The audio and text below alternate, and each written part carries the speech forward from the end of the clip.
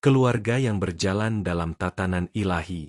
Saudara yang terkasih, Tuhan tidak pernah merancang keluarga secara sembarangan. Sejak awal penciptaan, Tuhan menetapkan sebuah tatanan ilahi, sebuah susunan yang penuh hikmat dan tujuan. Keluarga bukan hanya kumpulan orang yang tinggal serumah, tetapi sebuah rancangan surgawi yang memiliki pola dan prinsip. Dalam Kejadian 2 ayat 18, Tuhan berfirman bahwa tidak baik kalau manusia itu seorang diri saja. Lalu Tuhan membentuk keluarga. Di sana kita melihat bahwa keluarga lahir dari inisiatif Allah sendiri. Artinya, keluarga adalah lembaga yang kudus dan berharga di matanya.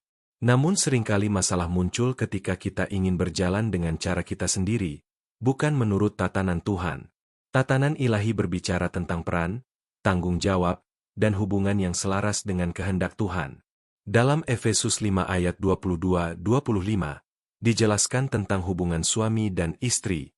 Istri diajak untuk menghormati suami, dan suami diperintahkan untuk mengasihi istri seperti Kristus mengasihi jemaat. Perhatikan, suami tidak diperintahkan untuk berkuasa dengan keras, tetapi untuk mengasihi dengan pengorbanan. Istri tidak diminta untuk tunduk karena terpaksa, tetapi sebagai bagian dari harmoni rohani. Ketika setiap anggota keluarga berjalan sesuai perannya, terciptalah keseimbangan. Keluarga yang berjalan dalam tatanan ilahi bukan berarti keluarga tanpa perbedaan pendapat. Namun ketika ada perbedaan, mereka menyelesaikannya dengan prinsip firman Tuhan. Bukan dengan ego, bukan dengan emosi, tetapi dengan kasih dan kerendahan hati. Anak-anak juga memiliki tempat dalam tatanan Tuhan. Dalam Efesus 6 ayat 1 dikatakan, "Hai anak-anak, taatilah orang tuamu di dalam Tuhan." Ketaatan bukan hanya soal disiplin, tetapi soal menghormati otoritas yang Tuhan tetapkan. Sebaliknya, orang tua juga diperingatkan untuk tidak membangkitkan amarah anak-anak, tetapi mendidik mereka dalam ajaran dan nasihat Tuhan. Ini menunjukkan bahwa tatanan ilahi selalu disertai kasih, bukan penindasan. Seringkali dunia menawarkan pola yang berbeda. Dunia berkata bahwa setiap orang bebas menentukan perannya sendiri tanpa batas. Dunia mendorong kemandirian tanpa ketergantungan pada Tuhan. Tetapi ketika keluarga menjauh dari tatanan ilahi, kekacauan mudah terjadi.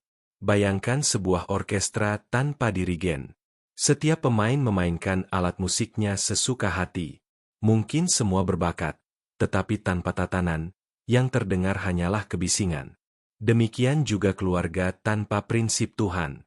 Tatanan ilahi bukan untuk membatasi, tetapi untuk melindungi.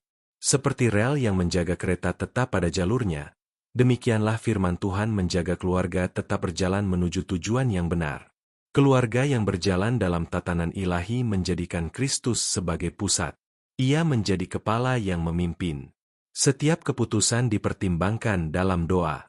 Setiap konflik diselesaikan dengan kasih. Setiap keberhasilan disyukuri bersama. Ketika suami memimpin dengan kasih, istri mendukung dengan hormat, dan anak-anak bertumbuh dalam ketaatan, rumah menjadi tempat yang penuh damai.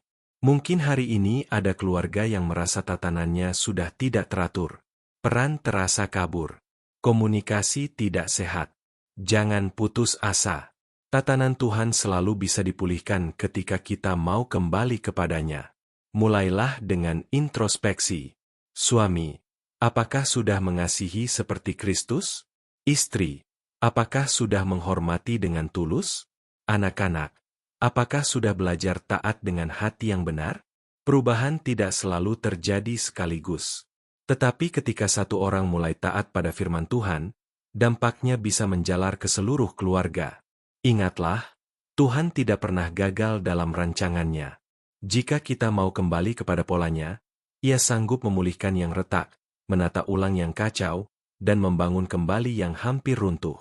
Keluarga yang berjalan dalam tatanan ilahi akan menjadi terang bagi sekitar.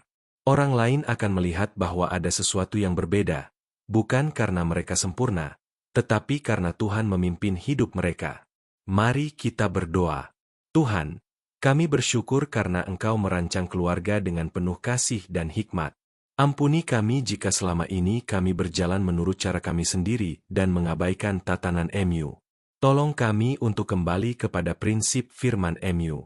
Ajari kami menjalankan peran masing-masing dengan kasih, kerendahan hati, dan tanggung jawab. Jadikan rumah kami selaras dengan kehendak-Mu. Biarlah Kristus menjadi pusat dan kepala dalam keluarga kami, sehingga setiap langkah kami berkenan kepadamu. Di dalam nama Tuhan Yesus kami berdoa. Amin.